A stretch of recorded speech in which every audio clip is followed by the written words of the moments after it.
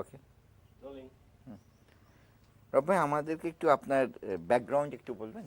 আপনি ছাত্র জীবনে কিভাবে, কোথা থেকে এলেন? ব্যাকগ্রাউন্ড ছাত্র জীবনে আমি তখন আমার শুরু যেটা রাজনীতির সাথে, সেটা 1958 সালে আচ্ছা। সামরিক শাসন যখন জারি হয়, জি। তখন ছাত্রলীগের কর্মী হিসাবে আমি কল্যাণ হাই স্কুলের ছাত্র, নোয়াখালী। আচ্ছা আচ্ছা। এই সামরিক শাসন মানি না এই স্লোগান দিয়ে প্রথম স্কুল থেকে বেরিয়ে আসলাম, এবং ওই স্কুলের ইতিহাসে আর কোনোদিন ছাত্র ধর্মঘট হয় নাই। আচ্ছা আচ্ছা। স্বদেশী আন্দোলনের সাথে যুক্ত বিকে ভট্ট ছিলেন হেডমাস্টার, এবং সবাই তাই। আচ্ছা। অতএব এটা একটা ব্যতিক্রম ঘটনা ছিল সেখানে। এরপর আমি চমুনি কলেজের ছাত্র হলাম। জি। আমার তখনকার ম্যাট্রিক, এখনকার এসএসসি।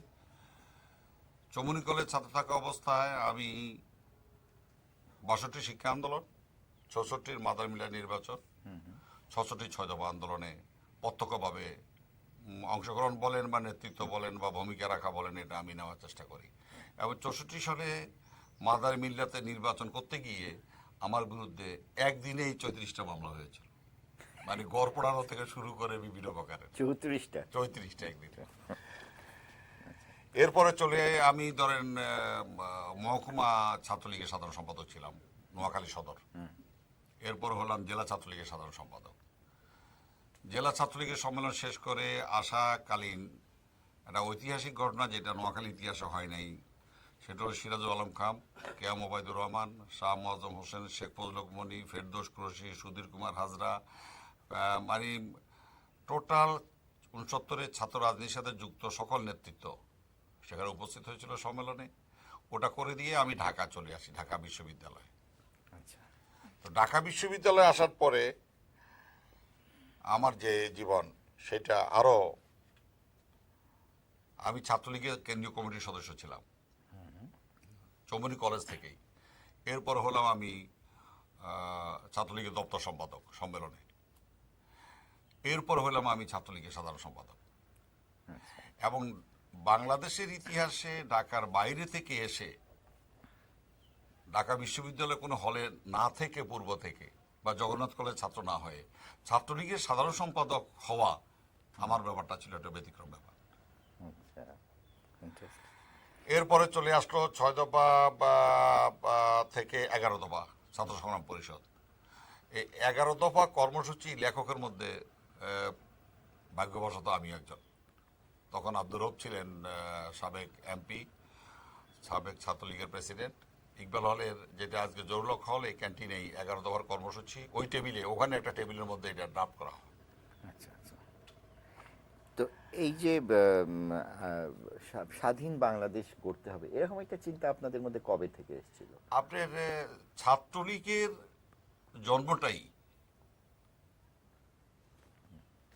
তখনকার পূর্ব পাকিস্তান, ধরুন পূর্বে ছাত্রলীগের জন্মের ইতিহাসটা হলো 1940 সাল থেকে, লাহোর প্রস্তাবের সময় থেকেই। ইসলামিয়া কলেজ, যেটা কলকাতা, ওখান থেকে বঙ্গবন্ধু সহ যারা প্রগতিশীল ছাত্র রাজনীতি করতেন, তারা এখানে ছাত্রলীগের, তখন এটার নাম ছিল মুসলিম বঙ্গীয় ছাত্রলীগ, বঙ্গীয় মুসলিম ছাত্রলীগ। তো ছাত্রলীগের মূল লক্ষ্যই ছিল 3000 বছরের বাঙালি জাতিকে একটা স্বাধীন জাতি রাষ্ট্র উপহার দিতে হবে। এই বাঙালি জাতীয়তাবাদের চেতনায় উজ্জীবিত হয়েই ছাত্রলীগের জন্ম, বিকাশ এবং তার কর্মকাণ্ড।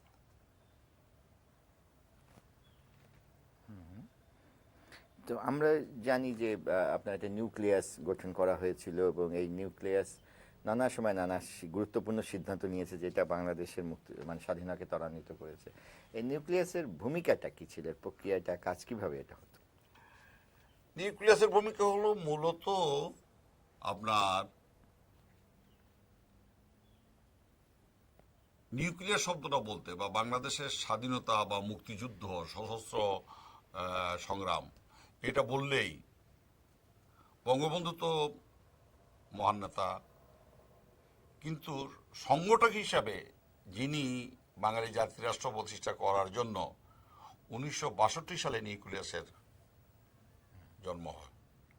সৃষ্টি, এবং এর মেইন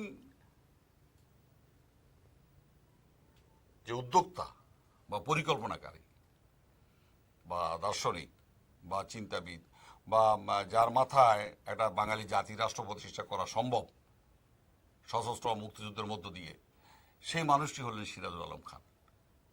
তাকে বাদ দিয়ে বাংলাদেশের মুক্তিযুদ্ধের ইতিহাস অসম্পূর্ণ হয়ে যাবে। এর সাথে যেটা সিরাজুল আলম খানের সাথে বঙ্গবন্ধুর সাথে, সেটা হলো ছাত্র, শ্রমিক ও যুব সমাজের ভূমিকা। এই যে আমি যেটা বললাম যে সামরিক শাসন বিরোধী আন্দোলন থেকে শুরু করে আইয়ুবের বিরুদ্ধে, ইয়ের বিরুদ্ধে এই যে আন্দোলনগুলা ধারাবাহিক, এ সমস্ত এক পর্যায়ে গিয়ে জাতীয় নেতৃত্ব যখন কারাগারে চলে যায়, পৃথিবীর ইতিহাসে একটা বিরল ঘটনা হলো একটা জাতিকে নেতৃত্ব দেয় ছাত্র, শ্রমিক ও যুব সমাজ, এবং এর নেতা হলো সিরাজুল আলম খান। সিরাজুল আলম খান নিউক্লিয়াস গঠন করার সময় তার সাথে নিয়েছিলেন জনাব আব্দুর রাজ্জাককে। তিনি আমারও নেতা, এখনো নেতা, অন্য দলে আছেন। তার সাথে ছিল প্রয়াত কাজী আরিফ আহমেদ, আমার বন্ধু দীর্ঘদিনের, প্রায় 35 বছরের, যাকে অত্যন্ত নির্মম ও নিষ্ঠুরভাবে লিয়াকত আলী খানের পরে কুষ্টিয়াতে হত্যা করা হয়েছে। তো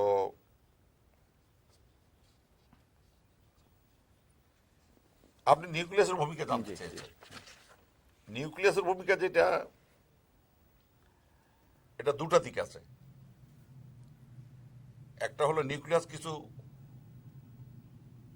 জনগণের দৃশ্যমান কাজ করত, আর কিছু কাজ ছিল অদৃশ্যমান পিছন থেকে, যেটা জাতি আজ পর্যন্ত অনেকে হয়তো জানে না। এই 62 সালে নিউক্লিয়াস গঠন করার পরে স্বাধীন বাংলা ছাত্র সংগ্রাম পরিষদের সাথে জড়িত সবাই। আসলে ঢাকা বিশ্ববিদ্যালয়ের ডাকসু অফিস যেটা, এক সেকেন্ড ভাই, সরি, আমরা এটা মানে ডাক্তার এই সাউন্ডটা কিসের, প্লেন নাকি?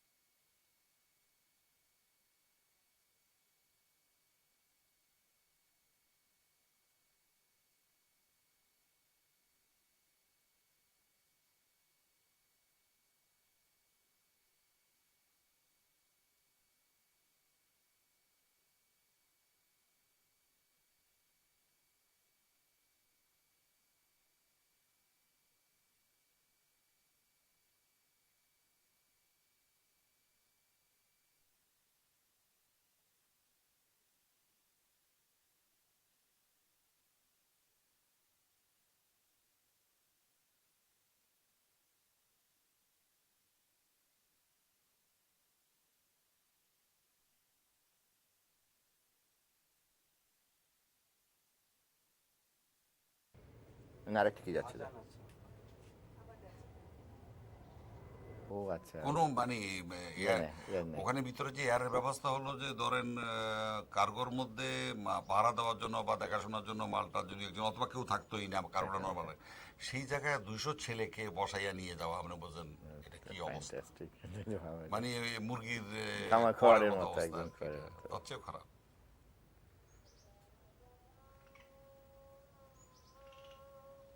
আজানটা শেষ হলো। ব্যাঙেরটা আপনি নিতে পারেন, আমার ভাই নিয়ে নিতে পারে। না, আমরা নিচ্ছি আর আমাকে ডাকছে, বলছি যে ব্যাঙেরটা ন্যাচারাল। বর্ষা আসে নাই অবশ্য, এগুলি কিন্তু কোলা ব্যাঙ না, গড়রি ব্যাঙ।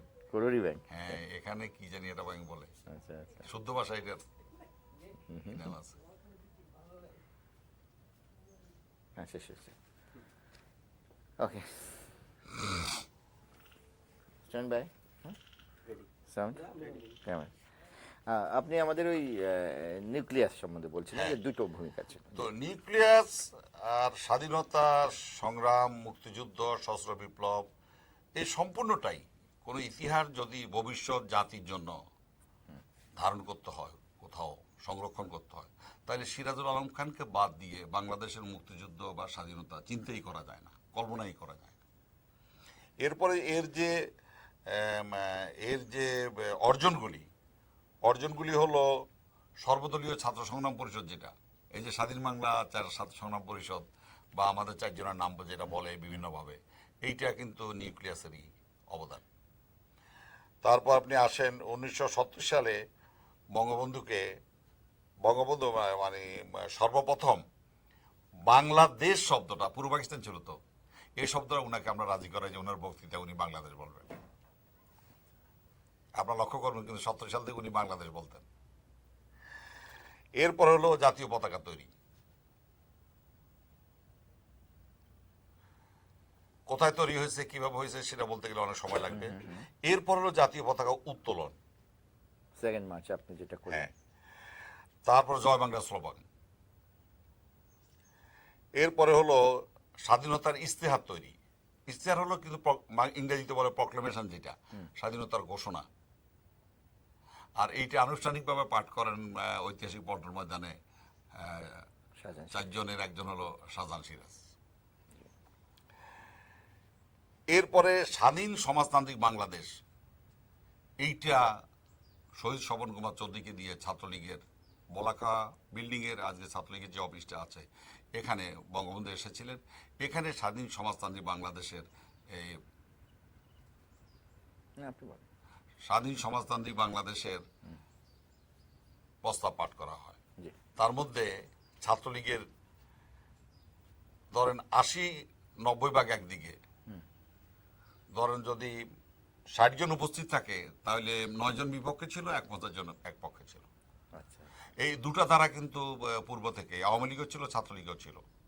একটা ধারা হলো স্বায়ত্তশাসন বা ফেডারেশন বা কনফেডারেশন বা পাকিস্তানের সাথে একটা যোগসাজশে মিলেমিশে একটা কিছু, বঙ্গবন্ধুকে প্রধানমন্ত্রী বা একটা কিছু। আর একটা হলো সরাসরি সিরাজুল আলম খানের নেতৃত্বে যেটা স্বাধীন সমাজতান্ত্রিক বাংলাদেশ। এরপরে হলো বঙ্গবন্ধু উপাধি, যেটা আমরা এখন শুনি। এ বঙ্গবন্ধু কিন্তু আওয়ামী লীগের দেওয়া না। এইটা আমারও নেতা তোফায়েল আহমদকে দিয়ে বঙ্গবন্ধু কারাগার থেকে মুক্তি পাওয়ার পরে বঙ্গবন্ধুকে লক্ষ জনতার সামনে বঙ্গবন্ধু উপাধি দেওয়া হয়। বাংলার বন্ধু। তিনি আর শেখ মুজিবুর রহমান না, আওয়ামী লীগের প্রেসিডেন্ট না, তিনি জাতির সবকিছুর ঊর্ধ্বে। এরপরে মুক্তিযুদ্ধ যদি চলে, আমরা দেখেন পরিকল্পনা কিভাবে আসতেছে। মুক্তিযুদ্ধ চলাকালীন অবস্থায় সশস্ত্র স্বাধীনতা মুক্তিযুদ্ধের জন্য, বিপ্লবের জন্য একজন কমান্ডার ইন চিফ লাগবে, সেনাবাহিনী। সে কমান্ডার ইন চিফ যে জেনারেল এম.এস. ওসমান, তখন কর্নেল ছিলেন, অনারারি জেনারেল হয়েছেন, উনার নামটা আমরা বঙ্গবন্ধুকে প্রস্তাব আকারে যে সিদ্ধান্ত নেওয়ার জন্য অনুরোধ করি। এরপরে যেটা স্বাধীন দেশ হলো, ঘোষণাপত্র হলো, পতাকা হলো, তাহলে এই জাতির তো একটা জাতীয় সঙ্গীত লাগবে। বিশ্বকবি রবীন্দ্রনাথ ঠাকুরের আমার সোনার বাংলা তোমায় আমি ভালোবাসি, এটাকে আমরা জাতীয় সঙ্গীত হিসেবে নির্ধারণ করি। এরপরে যেটা হলো যে স্লোগানগুলো দিয়ে পুরা জাতিকে উজ্জীবিত করা হয়েছে, পুরা জাতি পাগল পাড়া হয়েছে, সেটি হলো বীর বাঙালি অস্ত্র ধরো, বাংলাদেশ স্বাধীন করো, পদ্মা মেঘনা যমুনা তোমার আমার ঠিকানা, পিন্ডিনা ঢাকা ঢাকা ঢাকা, পাঞ্জাব না বাংলা বাংলা বাংলা, জিন্না মিয়ার পাকিস্তান, আজিপুরের গোরস্তান।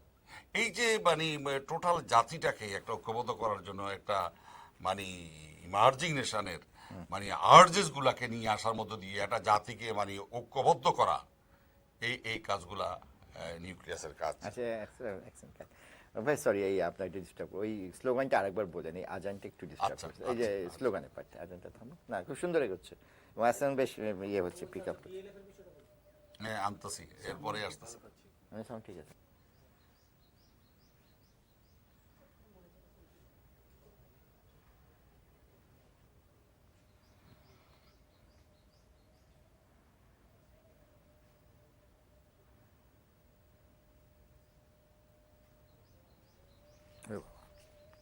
একটা মসজিদ নয় আর কি।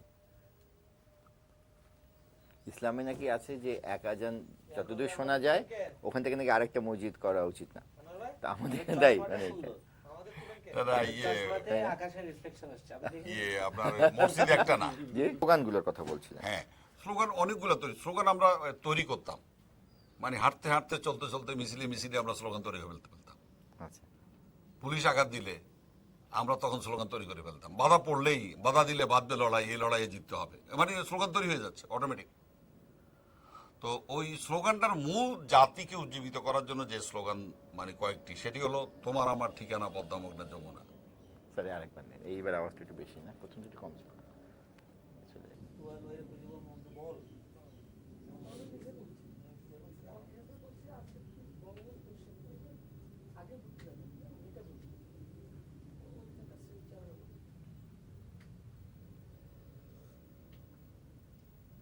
চলে যাবে।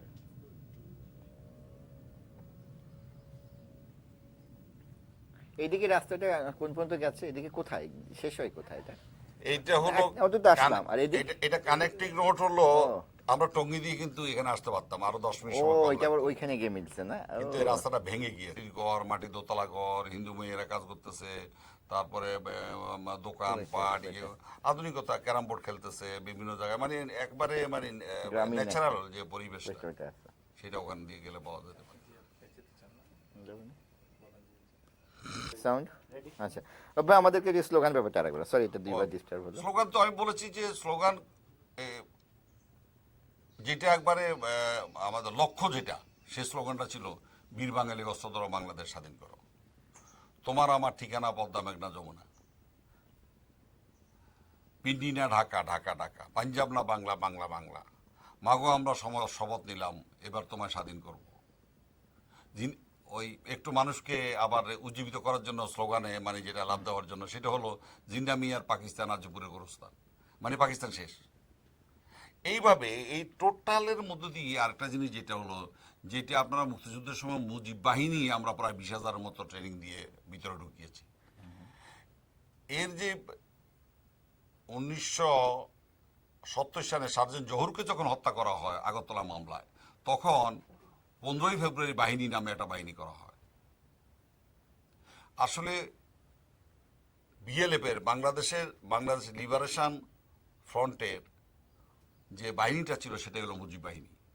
ফোর্সেসের যে বাহিনীটা ছিল সেটা মুজিব বাহিনী, যেটা মুক্তিযুদ্ধের সময় মুজিব বাহিনী হিসেবে কাজ করেছে, এবং মুজিবের নামটাও ব্যবহার করা অনুপস্থিতিতে বাহিনীটা এমন জন্য করা হয়েছে সারা জাতিকে ঐক্যবদ্ধ রাখার জন্য। তো এই মিলিয়ে আরো প্রচুর অনেক কথা বলা যাবে, যে ইয়ের কি বলে এটাকে আপনার অ্যাচিভমেন্ট, মানে অর্জন, মানে ইয়ের অর্জন যেটা নিউক্লিয়াসের অর্জন যেটা আছে। তবে এর মূল পরিকল্পনাকারী হলে সমস্ত কিছুর এই সিদ্ধান্তগুলা, এগুলি হলো সিরাজুল আলম খানের। একটা জায়গায় বসে নিউক্লিয়াস বসে সিদ্ধান্ত গ্রহণ করতো, সেই পরিপ্রেক্ষিতে কাজগুলো হতো। এটা কোনো ব্যক্তি বিশেষের ইচ্ছা অনিচ্ছার উপর নয়। একই সময় ধরেন বঙ্গবন্ধুর সঙ্গে তো আপনাদের দেখা টাকা হতো, কথাবার্তা হতো, হয়তো উনি কি ধরনের কথাবার্তা বলতেন এই এই এই সব আলোকের দিকে? তখন কি উনি স্বাধীনতার কথাটা তো তখন তো আর বলতেন না নাকি? এই বিষয়ে বলতে গেলে যেটা বলা যায় সেটা হলো যে উনি একটু ইতস্তত সংশয় ছিলেন। স্বাভাবিকভাবে একজন জাতীয় নেতা হিসাবে একটা রাজনৈতিক এমন সিদ্ধান্ত যেটা পৃথিবীতে এরপরে আর কোনো সিদ্ধান্ত নাই, সশস্ত্র যুদ্ধের মধ্যে দিয়ে একটা জাতি রাষ্ট্র প্রতিষ্ঠা করা, অতএব উনি একটু চিন্তার মধ্যে ছিলেন।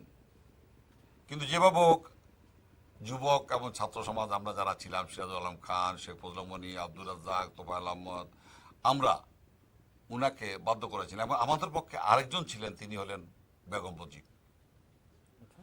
উনি পরিষ্কার বলে দিলেন যে তুমি যদি পাকিস্তানের প্রধানমন্ত্রী হয়ে বেঈমান হিসেবে এই বাড়িতে আসো, আমি আমার ছেলেদের নিয়ে বাড়ি থেকে চলে যাই, বাড়িতে থাকবো না। আজ উনি বেঁচে নেই। উনার বাকি উনার জ্ঞান বিদ্যা বুদ্ধি কি আছে, কিন্তু বাঙালি জাতি রাষ্ট্র একটা করার ব্যাপারে উনার যে ভূমিকা, এটা অপূর্ব অপূরণীয়, এবং উনি আমাদেরকে সমর্থন দিয়ে গিয়েছেন। তো বঙ্গবন্ধুর যে জিনিসটি সেটি হলো আমাদেরকে একটাই শুধু, আমাদের মানে সিরাজুল আলম খানকে জিজ্ঞাসা করতে, আচ্ছা পারবি তো, মানে স্বাধীনতার জন্য যে বলতেছোস আমাকে দিয়ে বক্তৃতা করাবি, পারবি তো তোরা?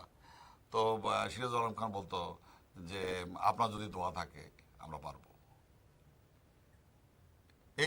এই পর্যায়ে এইভাবে আরো অনেক কথা আছে, অনেক কিছু, কে আমাদেরকে সাহায্য করবে, অস্ত্র কোথায় পাবো, ট্রেনিং কোথায় হবে, তার পৃথিবীর দেশে সাপোর্ট দেবেন, এগুলি অনেক আলোচনা হয়েছে।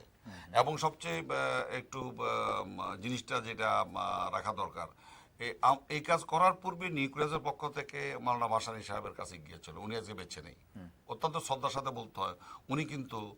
উনি ওই তালাক দেবেন, উনি ওদেরকে অনেক ধরনের কথাবার্তা বলেছেন, কিন্তু একবারে সোজা বাংলা ভাষায় বাংলাদেশ স্বাধীন এই কথাটা বলার ব্যাপারে ওনার ইতস্ততা ছিল। আমরা আতাউর রহমান সাহেবের সাথে আলোচনা করেছি, উনি ইতস্তত ছিলেন। সোজা কথা বলতে গেলে সর্বশেষ বঙ্গবন্ধু শেখ মুজিবকে ছাড়া সাহসী একজন মানুষ হিসেবে দাঁড়িয়ে যে বাংলাদেশ একটা বাঙালিদের রাষ্ট্র, এটা বলার মতো সাহসী নেতা আর কাউকে আমরা সহযোগিতা সে মুহূর্তে পাইনি। আরও অনেক কথা, বঙ্গবন্ধুর সাথে আমাদের আলোচনা হতো না দেশ জাতি জনগণ সে মুহূর্তের বিশ্ব আলোকে সব কিছু নিয়ে যুক্তরাষ্ট্র সমর্থন দেবে কিনা, রাশিয়া সমর্থন দেবে কিনা, চীন সমর্থন দেবে কিনা, অনেক কিছু আলোচনা হয়েছে। এরপর আমরা ওনাকে মোটামুটি এরকম উপলব্ধি করাতে সমর্থ হয়েছি যে এই 7.5 কোটি বাঙালি যদি কেউ ঐক্যবদ্ধ হয় তাহলে আমাদের অর্জন সম্ভব। আপনার একটাই কাজ এই জাতিকে ঐক্যবদ্ধ করে দেওয়া। এখন সর্বশেষ শেষ মুহূর্ত পর্যন্ত এটা হয়েছিল 71 সালের 25শে মার্চ, তখন শেখ মুজিব আর কোনো দলের নেতা ছিলেন না, কোনো পরিবারের লোক ছিলেন না, তিনি ছিলেন সমস্ত বাঙালি জাতির নেতা। বুঝতে পারছি। আচ্ছা, এটা যায়নি, এক সেকেন্ড, এটা মেশিন না, ও মানে গন্তব্যস্থল হারিয়ে ফেলে, সমস্যা, Fantastic. ওরা বেশি উঠতে দেওয়া যায় না।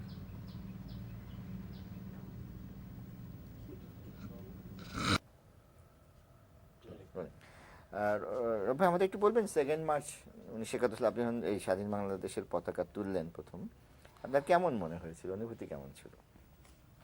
আসলে এটা নিউক্লিয়াসেরই সিদ্ধান্ত, পতাকা তৈরির কথা আগে বলেছি, নিউক্লিয়াসেরই সিদ্ধান্ত।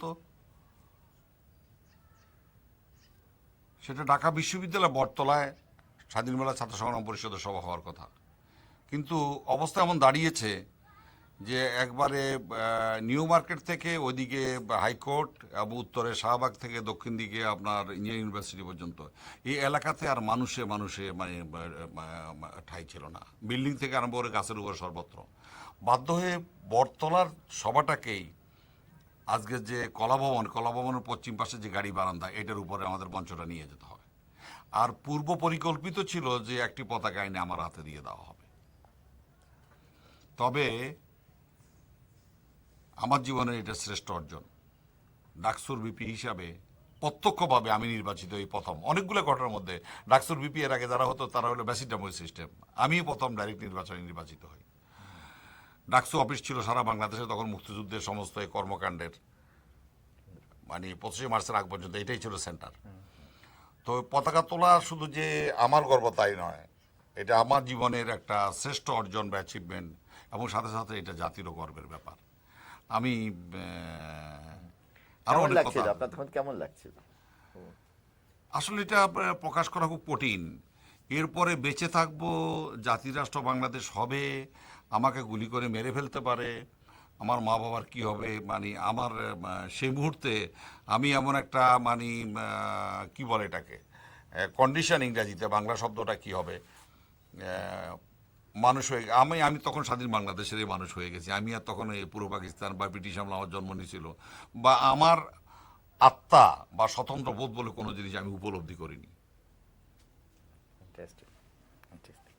তো ওই পরে ধরেন 2 মার্চের পর থেকে 25শে মার্চ পর্যন্ত কি করলেন, আর উল্লেখযোগ্য কিছু মনে হয় যে ওই সময় যেটা মনে হয় আপনার বলা প্রয়োজন, এমন কিছু ঘটনা মনে হয়?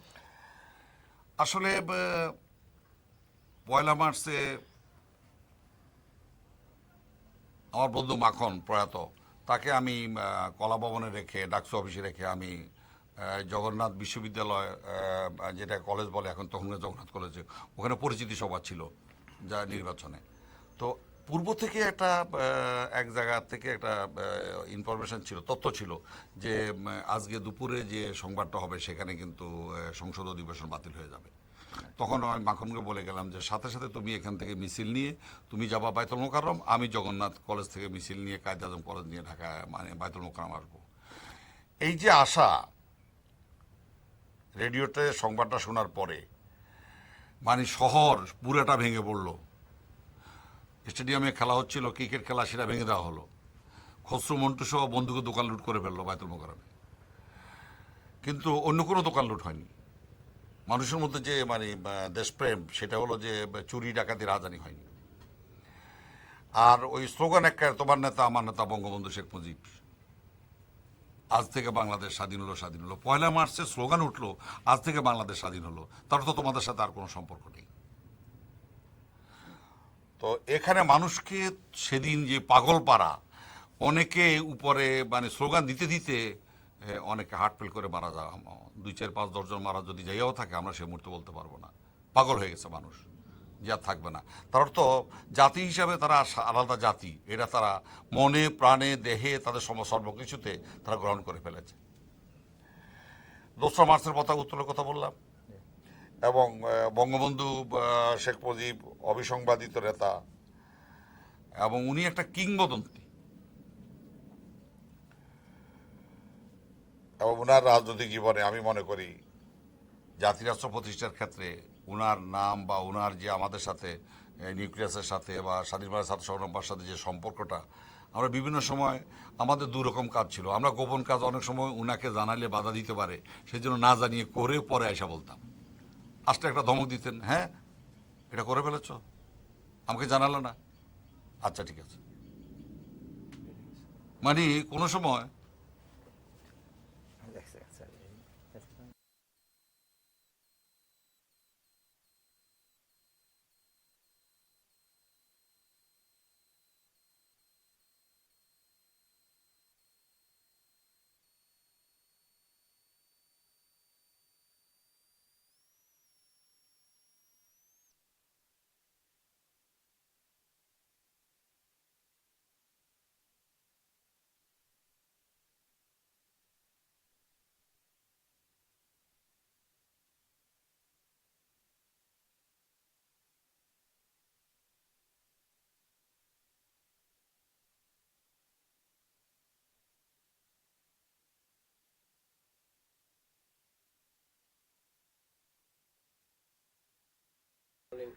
ওকে, হ্যাঁ, ওই যেটা বলছিলেন আপনি মার্চের ওই সময়টা।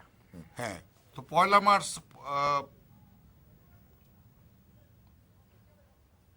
আমরা সবাই আমাদের ঘোষণা করে দিয়ে দিলাম যে তোমাদের সাথে আর থাকা যাবে না। 2 মার্চে পতাকা উত্তোলন হলো। 3 মার্চ আমরা সেই 2 মার্চ রাত্রেই কিন্তু স্বাধীন বাংলাদেশ ছাত্র সংগ্রাম পরিষদ গঠিত হলো, মানে ফরমালি বা অফিসিয়ালি বা আনুষ্ঠানিকভাবে। এইটা হলো নিউক্লিয়াসের সিদ্ধান্ত সিরাজুল আলম খানের।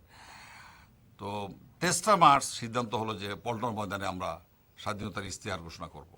ইশতেহার পাঠ যেটা বলা হয়, যেটা সাধারণ সিরাজ পাঠ করেছে, এবং বঙ্গবন্ধুকে সেই সবাই থাকতে হবে, এটা উনাকে আমরা রাজি করালাম। তো বঙ্গবন্ধুর উপস্থিতিতে সেখানে স্বাধীনতার ইশতেহার পাঠ, সাধারণ সিরাজ, আমাদের বৈদেশিক নীতি, আমাদের স্টেট ব্যাংক, আমাদের সেনাবাহিনী, আমাদের রাষ্ট্রের প্রেসিডেন্ট কি হবে, এই সমস্ত কিছু। তার অর্থ এটা, এই যে এখন ঘোষণা নিয়ে একটা বিতর্ক, এটা স্বাধীন জাতি রাষ্ট্রের প্রক্লেমেশন বা ঘোষণাপত্র পাঠ করার পরে আর ঘোষণা কি বাকি থাকে আমি এটা বুঝে উঠতে পারি না। এ নিয়ে এটা কোনো বিতর্কের বিষয়বস্তু না। তবে হ্যাঁ, মুক্তিযুদ্ধে জিয়াউর রহমান সাহেবের, মেজর জিয়াউর রহমানের ভাষণের কারণে সেনাবাহিনীর বাঙালি ছেলেরা উজ্জীবিত হয়েছে যে এটা শুধু ছাত্র যুব সমাজের কাজ না, আমাদেরও এতে অংশগ্রহণ করা উচিত, জাতীয় কাজ। এটুকু স্বীকার করাতে কোনো, আমার মনে হয় এটা যার যতটুকু প্রাপ্য এটা স্বীকার করা উচিত। তারপরে 3 মার্চে সেখানে বঙ্গবন্ধু বললেন যে আমি 7 মার্চে ঐতিহাসিক তখনকার যে রেসকোর্স, যেটা সোনার যোদ্ধার নাম দেওয়া হলো, ওখানে আমার বক্তব্য দেব। 7 মার্চের আগে রাত পর্যন্ত বঙ্গবন্ধুর সাথে আমাদের দীর্ঘ বৈঠক। উনি সেখানে এবারের সংগ্রাম স্বাধীনতার সংগ্রাম এটা বলবেন কিনা, তাই নাকি?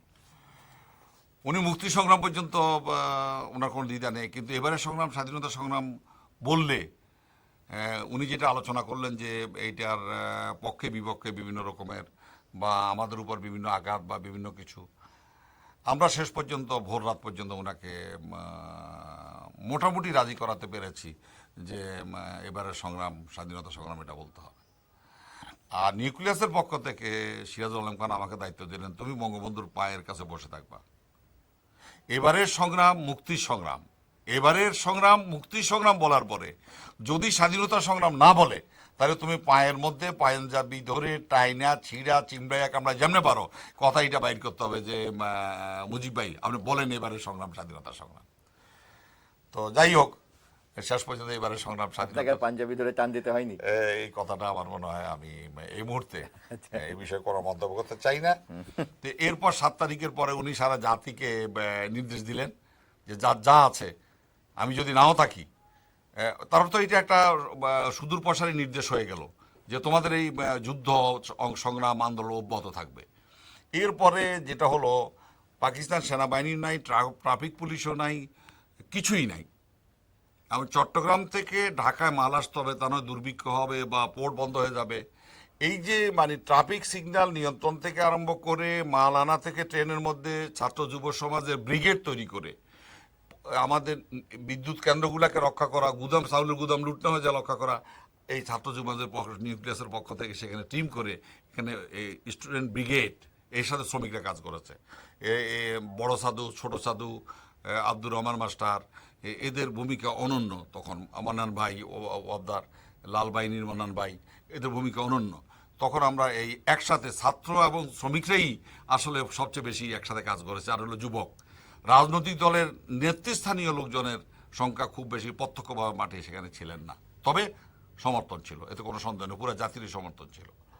তো এরপরে এইটা এই অসহযোগ যেটা চললো, এই অসহযোগটা আমি মনে করি বঙ্গবন্ধুর একটা কৌশলগত দিক ছিল। সেটা হলো প্রস্তুতিগত দিক, জাতিগতভাবে নিউক্লিয়াসকে প্রস্তুতি নেওয়া, ছাত্র সংগ্রাম পরিষদকে প্রস্তুতি নেওয়া, বিদেশের সাথে ভারতের সাথে অস্ত্র, ট্রেনিং, আশ্রয় এবং অন্যান্য যে সমস্তগুলো, এবং রাশিয়া থেকে আরম্ভ করে পৃথিবীর বিভিন্ন দেশ যারা প্রগতিশীল বা জাতীয়তাবাদী আন্দোলন সমর্থন করে, এদের জন্য উনি বোধহয় অসহযোগ আন্দোলনের এই কর্মসূচি এটা মানে আমরা নিলাম। তো এই অসহযোগ চলাকালীন অবস্থা থেকে প্রয়োজন রেডি এখানে বলে রাখার প্রয়োজন, 1 মার্চের পর থেকে কিন্তু আমরা আমাদের সশস্ত্র ট্রেনিং ক্যাম্প চালু করে দিয়েছিলাম। সেটা হলো কেরানীগঞ্জে, কলাতিয়া জায়গাটার নাম। আর আমি সর্বশেষ ট্রেনিং যেটা নিয়েছি সেটা হলো কালসি। আমি একটা বই লেখার কথা ভাবছি, কলাতিয়া থেকে কালসি। তো ওখানে আমাদের ট্রেনিং ক্যাম্প ছিল, একজন ক্যাপ্টেন ছিলেন, উনি চাকরি থেকে চলে আসছিলেন। সেখানে ছোট ছোট অস্ত্র, তারপরে আপনার দোনারা বন্দুক, শর্ট গান, 25 মার্চ পর্যন্ত আমরা এই সময়টাতে কি করেছি। 1 মার্চ থেকেই কিন্তু আমাদের পূর্ব পরিকল্পনা অনুযায়ী এরকম একটা পরিস্থিতি আসতে পারে সম্ভাব্য। 1 মার্চের পর থেকেই আমরা আমাদের যেমন কলাভবনে ছেলেদের এবং মেয়েদের, ছেলেদেরকে বটতলায়, মেয়েদেরকে কলাভবনের ভিতরে আমরা ট্রেনিং দেওয়া শুরু করলাম। আমরা ওই যে ফিজিক্যাল ট্রেনিং ইনস্টিটিউটের ওই যে গাদাবন্ধগুলো সব লুট করে নিয়ে আসলাম। আর কলাতিয়া গগনদের বাড়িতে আমাদের সেখানে কেরানীগঞ্জে সেখানে ট্রেনিং ক্যাম্প চালু হয়ে গেল। গগনকে এটা 1 মার্চ না, গগনকে গগন ওই তখনকার আওয়ামী যুব আওয়ামী স্বেচ্ছাসেবক বাহিনী নেতা ছিলেন, গগন রতন, 2 ভাই। তো ওখানে আমাদের পুরো পরিকল্পনা, বিএলএফ এর পরিকল্পনা অনুযায়ী আমাদের ট্রেনিং এর কাজ চলতেছিল এবং আমরা অস্ত্র সংগ্রহ করা শুরু করেছি। এইভাবে 2রা, 3রা, 4র্থ, 5ম, এর মধ্যখানে আসাদের মারা যাওয়ার ঘটনা আছে 69-এ, সেগুলি যে এই আন্দোলনকে এগিয়ে নিয়ে আসার জন্য মতিউরের ঘটনা আছে, মানব হাসানের ভূমিকা আছে। তো 2রা মার্চ, 3রা মার্চ, 7ই মার্চের পরে বঙ্গবন্ধু যখন বলে দিলেন, এই 8 মার্চ থেকে ফুল প্লেজেড আমাদের এই যে সারা বাংলাদেশটাকে একটা বিকল্প সরকার হিসাবে এটাকে মানে পরিচালনা করার দায়িত্ব মূলত ছাত্র যুব সমাজের উপর চলে আসে। নিউক্লিয়াসের যারা স্বাধীন বাংলা ছাত্র সংগ্রাম পরিষদ এবং বিএলএফ যেটা, এটার উপর চলে আসে। তো সেই কাজটা আমরা তখন করা শুরু করে দিয়ে দিলাম। এইভাবে ধরেন 25 মার্চ পর্যন্ত আমাদের এই সশস্ত্র প্রস্তুতি এটা চলতে থাকলো। 25 মার্চে রাত্রে যখন এইভাবে মানে হামলাটা হয়ে গেল, হামলাটা হবে মানে বিকেলে আমি তখন দিদেন ইকবাল হলে, তখনকার ইকবাল আজকে সার্জন জোরলোক হলে, ওখানে একটা টেলিফোন আমার কাছে আসতো। আজ পর্যন্ত আমি এটা কে করে আমি জানি না, যে আজকে রাত্রে 12টার পরে ক্র্যাকডাউন হবে। 0 আওয়ারে। আপনি 8টা থেকে 8:30টার মধ্যে এই হলের এই টেলিফোনটাতে অপেক্ষা করবেন, আপনাকে আমি কনফার্ম নিউজটা দেব। তো আমি বিকেলে আমরা 5টা থেকে 6টার মধ্যে বঙ্গবন্ধুর বাড়িতে চলে গেলাম। সিরাজুল আলম খান, শেখ ফজলুল মনি, আব্দুর রাজ্জাক, তোফায়েল আহমদ সহ আমি সেখানে আমরা চলে গেলাম। সেখানে বঙ্গবন্ধুকে 2টা বিকল্প প্রস্তাব ছিল ডাকসু অফিসের কাগজের মধ্যে। আমি মাখন সহ বসে আলোচনা করে তৈরি করলাম যে বঙ্গবন্ধুকে আমরা ইয়েতে নিয়ে যাব, চট্টগ্রাম নিয়ে যাব। আর ইন্ডিয়ান ইউনিভার্সিটির আহসানুল্লাহ কলেজ যেটা ছিল, ওখানে একটা রেডিও স্টেশন ছিল যেটা ইলেকট্রনিক্স ডিপার্টমেন্টকে পড়ানো হতো। আমরা ঠিক করছিলাম যে ওটা দিয়ে ওনাকে দিয়ে স্বাধীনতার ঘোষণাটা প্রকাশ করাবো। ইতিমধ্যে সিরাজুল আলম খান রাজারবাগ এবং পিলখানার মাধ্যমে ওয়্যারলেসের সমস্ত বর্ডারের সীমানা এলাকাগুলোর সমস্ত জায়গায় খবরটা পৌঁছিয়ে দিলেন। তো উনি আমাদেরকে আমার সাথে তখন এই যে টঙ্গীতে জেনারেল শফিউল্লাহ সাহেব এখানে তখন কমান্ডে ছিলেন। উনি যেখানে তখন রাস্তা বন্ধ করে দেওয়া হলো তখন শ্রমিকদের উপরে উনার ওখান থেকে মানে বিদ্রোহ করে প্রায় 11 জনের মতো সমস্ত অটোমেটিক চাইনিজ আর্মস নিয়ে আমার সাথে এসে যুক্ত হলো। গেল নরসিংদী আফল মাহমুদের বাড়িতে, সেখান থেকে আফলের কাছ থেকে আমি তাদের নিয়ে আসলাম। তারপরে তাদেরকে আমি খিলগাঁওতে আমি রাখলাম। সেখান থেকে পরে আমার সাথে বঙ্গবন্ধু যখন বললেন যে তোমাদের মতো করে তোমরা যাও, আমারটা আমি কি করবো, আমার সিদ্ধান্ত নেওয়া আছে। তো উনি আমার হাতে 12 থেকে 14,000 টাকা দিয়ে বললেন যে যদি কোনোদিন বেঁচে থাকি তারপর দেখা হবে। আমি দুইজনের চোখের অশ্রুতে আমরা জড়াজড়ি করে কোলাগুলি করে বিদায় নিলাম। আমি 8:30টার সময় ঠিক ইকবাল হলে আসলাম এবং রাজ্জাক ভাইকে বলে রাখলাম যে রাজ্জাক ভাই আপনি আমাকে কেরানীগঞ্জ পার হয়ে যাবেন না, নদীর গুদারাঘাটে আমার সাথে ওখানে একসাথে হবেন। আর রাজ্জাক ভাইয়ের গাড়িটা দিয়ে, আরেকটা গাড়ি দিয়ে, 2টা দিয়ে ওই যে আমাদের সাথে যে 11 জন সৈনিক ছিল ওদেরকে আমরা ওখানে নিয়ে আসলাম। এবং টি হোসেন সাহেবের ছেলে ও আমাদের অত্যন্ত বলিষ্ঠ ক্যাডার বলতে পারেন। আর 25শে মার্চ পর্যন্ত আমরা সকল মানে ছাত্র, যুবক, শ্রমিক এলাকা থেকে সাহসী যুবকদেরকে ট্রেনিং এবং তাদেরকে সংগ্রহ করা শুরু করলাম। তো আমি ওখানে আসলাম, ওখানে বলে দিল যে কনফার্ম 12টার সময় ক্র্যাকডাউন হবে, আপনারা যার যার ইচ্ছা মতো যেখানে পারেন চলে যান। আমি সেখান থেকে গুজরাঘাটে গেলাম, রাজাভাইয়ের কাছে বিদায় নিয়ে ওপারে চলে গেলাম, সেখান থেকে ইস্পাহানি কলেজে পর্যন্ত চলে গেলাম। তখনই 12টা বেজে গেছে, টিয়ার শেল বুলেটের আওয়াজ দেখতে পেলাম যে পুরান ঢাকার মতো ওখানে পড়তেছে, মানে আলো, তারপর গুলি চলা শুরু হয়ে গেল। আমি ছোট্ট একটা পকেট রেডিও আমার কাছে ছিল, ওইটা দিয়ে শুনতেছিলাম। আমরা কেরানীগঞ্জে ওই আমাদের যে শেল্টার ছিল সেখানে গিয়ে উপস্থিত হলাম। সেখানে রাত্রে আশ্রয় নিয়ে পরের দিন আস্তে আস্তে সিরাজুল আলম খান, আব্দুর রাজ্জাক, তোফায়েল আহমদ, একে একে কামরুজ্জামান সাহেব, সবাই সেখানে হাজির হওয়া শুরু হয়ে গেলেন। ওখানে সিদ্ধান্ত অনুযায়ী যে আমি বাংলাদেশের ভিতরে থাকবো, সিরাজুল আলম খান, আব্দুর রাজ্জাক, তোফায়েল আহমদ, কাজী আরিফ আহমেদ, মার্শাল মনি, এরা যারা আছে, হাসান লকিনু, শহীদুল আম্বিয়া, আরও যারা আমাদের সাথে ছিল, অনেকের নাম এখন বলে সময় শেষ করা যাবে না, এরা সবাই চলে যাবে ভারতের বিভিন্ন অঙ্গলে, বর্ডারের সীমান্ত এলাকায়। আমি এখানে থাকবো। একটা হেমন্তের একটা গানের মধ্যে একটা সিগন্যাল ছিল রেডিওতে, যেদিন হেমন্তের এই গানটা রিপিট করে 3বার 4বার 5বার শোনা যাবে তখনই বুঝতে হবে যে আমার জন্য অস্ত্র আসছে। আমি এই অস্ত্র নিয়ে চাঁদপুর থেকে আমি টোটাল চট্টগ্রাম বিভাগ এবং ঢাকা এটাকে আমার নেটওয়ার্কটা করব। এই অবস্থায় চলতে থাকা অবস্থায় সব নেতৃবৃন্দ চলে গেলেন, আমি একা। আমার সাথে ছিল মধু নামে একটা ছেলে। ওকে নিয়ে আমি যখন দেখলাম যে এপ্রিল মাস পর্যন্ত, যখন দেখলাম যে মাঝামাঝি পর্যন্ত আর মাঝামাঝি ঠিক না, ধরেন 5-6 তারিখ পর্যন্ত আর কোনো যোগাযোগ নাই, তখন আমি সেখান থেকে চাঁদপুর চলে গেলাম। চাঁদপুর গিয়ে প্রথম স্বাধীন বাংলা পত্রিকা, অনেকে বলে যে প্রথম বেরিয়েছে, চাঁদপুর থেকে প্রকাশিত হয়, পোদ্দার বাড়ি থেকে। চন্দন পোদ্দার ছিল, ওর সহযোগিতায় 1 মিনিট একটা রেস্টুরেন্ট ছিল, সেখান থেকে আমরা বসে এই পত্রিকাটা বের করি। ওখান থেকে আমি রাস্তা ব্যারিকেড, সমস্ত রাস্তায় রায়পুর হয়ে, আমি নোয়াখালী হয়ে, ফেনী দিয়া, তখনকার আমার দেশ পত্রিকা যেটা ছিল সাপ্তাহিক, খাজা আহমেদ আওয়ামী লীগের নেতা, উনার মাধ্যমে বর্ডার ক্রস করলাম আমি। এবং আমি গাড়ি নিয়ে ক্রস করলাম এবং বিএসএফ আমাকে সেলিউট করে গাড়ি দিয়ে ক্রস করে ওখানে নিয়ে গেল। আগরতলায় চলে গেলাম। আগরতলা যাওয়ার পরে সচিন ভৌমিকের সাথে দেখা হলো। উনি আমাকে কলাকলি করে জড়ায় ধরলেন যে তোর নেতাও একদিন এসেছিল পায়জামা পাঞ্জাবির মধ্যে সমস্ত কাদা লাগিয়ে, তুই আসছিস, ঠিক আছে, এখন কি করতে হবে চিন্তার কোনো কারণ না, আমি আছি এখানে। এটা উনি আগরতলার সেই বঙ্গবন্ধুর যাওয়ার একটা কথা বলেছিলেন। বঙ্গবন্ধুর এই আগরতলা মামলার সময় ওনার যাওয়াটা সম্পর্কে উনি বলতেছিলেন যে উনি এসেছিলেন। তারপরে ইন্ডিয়ায় কি কি করলেন আপনি? ভারতে যাওয়ার পরে ভারতকে আমরা কয়েকটা সেক্টরে ভাগ করলাম। ভারতকে না, মানে বাংলাদেশে মুক্তিযোদ্ধাদেরকে বিএলএফ এর যারা ট্রেনিং প্রাপ্ত মুজিব বাহিনীদেরকে ইন্ডাকশন করানোর জন্য আমরা 4টা ভাগে বিভক্ত করলাম, উত্তর, দক্ষিণ, পূর্ব, পশ্চিম, এইভাবে। তো আমি আর শেখ ফজলুল হক মনি আর আব্দুল কুদ্দুস মাখন আমরা পূর্বাঞ্চল সেক্টরে ছিলাম। মনি ভাই ছিলেন সেক্টর কমান্ডার, আমি ছিলাম আর মাখন ছিল সহ সেক্টর কমান্ডার, উপ অধিনায়ক। মূলত মানে বাংলাদেশের মুক্তিযুদ্ধের মূল যে যুদ্ধটা, মানে কনভেনশনাল আর্মির এবং গেরিলা ওয়ারফেয়ারের এর মেইল করিডোরটাই ছিল বিলোনিয়া এবং আপনার এই যে ঢাকা এবং চট্টগ্রাম। আমরা এখান থেকে ঢাকা, বৃহত্তর ঢাকা, পরে মুন্সিগঞ্জ, মানিকগঞ্জ এগুলি হয়েছে, বৃহত্তর চট্টগ্রাম, তারপরে আপনার বৃহত্তর রাজশাহীর পাবনা পর্যন্ত, বরিশালের ভোলা পটুয়াখালী পর্যন্ত। তোফাইল ভাইয়ের স্ত্রী পাটক্ষেতের মধ্যে গর্ভবতী অবস্থায় উনি অবস্থান করছেন। চিঠি পাওয়ার পরে উনাকে আমি সেখানে রেস্কিউ করলাম। এমনকি বেগম খালেদা জিয়াকে যখন ক্যান্টনমেন্টে আবদ্ধ অবস্থায় আছে, উনাকে ওখান থেকে নিয়ে যাওয়া যায় কিনা তার জন্য আমাদের পরিকল্পনা ছিল।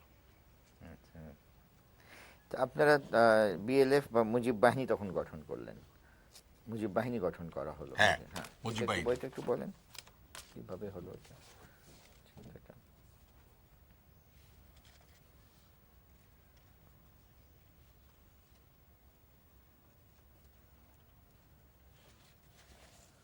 এছাড়াও আপনার 69 ওই আগরতলা ষড়যন্ত্র মামলার পরে আপনার যেমন প্রীতিলতা বাহিনী, মেয়েদের একটা বাহিনী করা হয়েছে, তিতুমির, সূর্য সেন, এই বিভিন্ন নামে বাহিনীগুলা, কোনোটা কোম্পানি, কোনোটা ব্রিগেড, এভাবে ডিভিশন এভাবে করা হয়েছিল। এবং সবচেয়ে একটা উল্লেখযোগ্য দিক আজকে বেঁচে নেই, মমতাজ বেগম, ছাত্রলীগের অন্যতম নেত্রী, মহিলা সম্পাদিকা।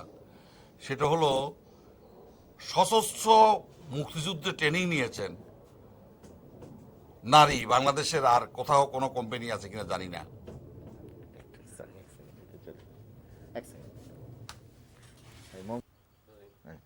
ভাই, এই যে বিএলএফ বা আমাদের মুজিব বাহিনী নামে যা পরিচিত, এই গঠন সম্বন্ধে একটু যদি বলেন। বিএলএফ আর মুজিব বাহিনীটা কিন্তু একটু দুভাবে বুঝতে হবে। আচ্ছা, জি।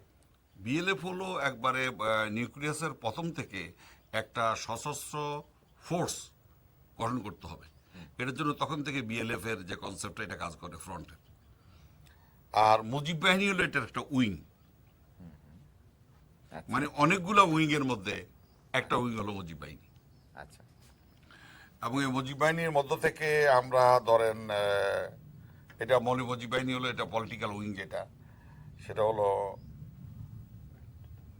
সশস্ত্র স্বাধীনতা যুদ্ধটাকে গড়ে তোলা এবং এটাকে অ্যাচিভমেন্টের জন্য অন্যান্য যে ফোর্সেসগুলো আছে, যেমন কাজী জাফর ভাইয়ের সাথে, মানুষ সাহেবদের সাথে, কমিউনিস্ট পার্টির সাথে, অন্যদের সাথেও, মাওলানা ভাসানী, ওখানে যে উপদেষ্টা পরিষদ, অন্যদের সাথেও আমরা সহযোগিতা রক্ষা করেছি। ভারত সরকারের যে অংশটুকু আমাদেরকে সাহায্য দেওয়ার চেষ্টা করেছে, তাদের সাথে যোগাযোগ রক্ষা করা হয়েছে একবারে সমগ্র ভারতে। এটা বিশেষ করে দিল্লি, ক্যালকাটা বেসড এটা হয়েছিল। তো জয় বাংলা বাহিনীও গড়ে তোলা হয়েছিল। এগুলি উইং হিসাবে বিভিন্নভাবে কাজ করেছে। শ্রমিকদের মধ্যে আমাদের কাজ হয়েছে। আমরা এখান থেকে পুলিশ যারা ইভ্যাকুয়েট করে চলে গিয়েছিল, তাদেরকেও আমরা আমাদের সাথে নিয়েছিলাম। আপনার এইটা কিন্তু কনভেনশনাল ওয়ার ছিল না, যে এই জিনিসটা মানে আপনার কাছে আমি অনুরোধ করব, যেটা জাতিকে জানানো দরকার। মানে আমাদের যে সেনাবাহিনীর সন্তানেরা যারা ভারত থেকে অস্ত্র নিয়ে যুদ্ধ করেছিলেন, তাদের দুই একটি জায়গা ছাড়া, কর্নেল তায়ের, মেজর জলিল বা এই বিলোনিয়া সেক্টরে ছাড়া, বাংলাদেশের ভিতরে ঢুকে যুদ্ধ করা যেটা করেছে সেটা ফ্রিডম ফাইটাররা, আর সেটা হলো বিএলএফ, মুজিব বাহিনী। এরা বাড়িতে বাড়িতে, ঘরে ঘরে আশ্রয় পেয়েছে, আশ্রয় চেয়েছে এবং কোথাও শত্রুর ঘাঁটি সেগুলি দেখিয়ে দিয়েছে। আর আমাদের কনভেনশনাল আর্মি যেটা, সেটা সেখানে সাপোর্ট দিয়েছে, এটা বলতে পারেন। তাদের পক্ষে কিন্তু বাংলাদেশের ভিতরে ঢুকে যুদ্ধ করা সম্ভব হয় নাই। এবং এই যে আত্মপক্ষ সমর্থন, যেটা 16 তারিখে যে সারেন্ডার করে, তাদের যখন চলাচলের রাস্তাঘাট, বিদ্যুৎ, খাদ্য গুদাম সমস্ত কিছু যখন এই মুজিব বাহিনী এবং গেরিলারা যখন বন্ধ করে দিয়েছে তখনই পাকিস্তানি আর্মি সারেন্ডার করতে বাধ্য হয়েছে। এটা যে শুধুমাত্র ভারতের বন্ধু রাষ্ট্রের সমর্থনে আর কনভেনশনাল ওয়ারের কারণে হয়েছে ব্যাপারটা তাই না। এই জিনিসটাকে তাহলে ইতিহাসকে অবমূল্যায়ন করা হবে, বিকৃত করা হবে। আসলে জাতি, সমগ্র জাতিই তাদেরকে মানে এমন কোণঠাসা করে ফেলেছিল, তাদের পক্ষে আর বাংলাদেশে বিচরণ করা সম্ভব ছিল না। অত্যাচার নির্যাতন যেটা করেছে সেটা আর করা সম্ভব ছিল না। তো এখানে একটা জিনিস যেটা বলা দরকার সেটা হলো বাংলাদেশের মুক্তিযুদ্ধে শুধু সবাই পক্ষে ছিলেন তাই না, আলবত রাজাকার আল শামস এরা যেমন বিপক্ষে ছিলেন সরাসরি জামাত, এর পাশাপাশি আওয়ামী লীগেরও একটা অংশ কনফেডারেশন করার জন্য মানে পাকিস্তানের সাথে একটা কোন রকমের লিয়াজো মেনটেন করে করা যায় কিনা আমাদের মুক্তিযুদ্ধের বিরোধিতা করেছিল। এটা ক্যালকাটা গ্র্যান্ড হোটেল থেকে এখান থেকে বসে সরাসরি পাকিস্তানের সাথে যোগাযোগ, এই কাজগুলো অনেকটা চলেছিল। আপনারা এটা টের পেতেন ওখানে, তখন বুঝতে পারছিলেন? আমরা এটা ওখানে টের পেয়েছিলাম। আওয়ামী লীগের ভিতরে একটি অংশ সরাসরি আওয়ামী লীগের নেতাদের অনেকের পক্ষে, তারা গণরাজনীতি করতেন, তাদের পক্ষে সরাসরি বয়স বা তাদের পক্ষে অস্ত্র ধরে মুক্তিযুদ্ধের ভিতরে এসে যুদ্ধ করা, জীবনের ঝুঁকি, পরিবারের পিছনে ইত্যাদি ইত্যাদি সম্ভব ছিল না। কিন্তু এটা ষড়যন্ত্র যে চলছে এটা আমরা বুঝতে পারছেন? জানতে পেরেছিলাম। ওখানে ভারতের পত্রপত্রিকাগুলোতে এসেছিল এবং আমাদের কিন্তু আমরা শুধু অস্ত্র দিয়ে ছাত্রদের ঢুকিয়ে নিই, আমাদের অস্ত্র দিয়ে মুজিব বাহিনীকে ঢুকিয়েছি। কথা ছিল একজনের অস্ত্র দিয়ে 10 জনকে ট্রেনিং দিয়ে তার অস্ত্রটা সে সারেন্ডার করে দেবে একজনের কাছে, এবং এক একজনে পাক সেনাবাহিনীর কাছ থেকে 10 জনের জন্য অস্ত্র মানে তারা সংগ্রহ করবে। মানে আমরা একটা অস্ত্র দিয়েছি, সে 10 জনকে ট্রেনিং দিবে, 10 জন 10টা অস্ত্র নেবে, এইভাবে স্বনির্ভর হবে তারা সবাই। এতগুলো অস্ত্র আমাদের পক্ষে দেওয়া সম্ভব ছিল না। মোর দেন ধরেন 20,000-এর উপরে আমরা মুজিব বাহিনীকে ভিতরে ঢুকিয়েছিলাম। তারপর আমাদের গেরিলা উইংয়ের পাশাপাশি আমাদের ওয়্যারলেস নেটওয়ার্ক, আমাদের মানে বলে এটা কি বলে ইন্টেলিজেন্স, গোয়েন্দা তথ্য, তথ্য সংগ্রহ। তথ্য সংগ্রহ বললেও বোধহয় ইনফরমেশন বোঝাবে। এটা হলো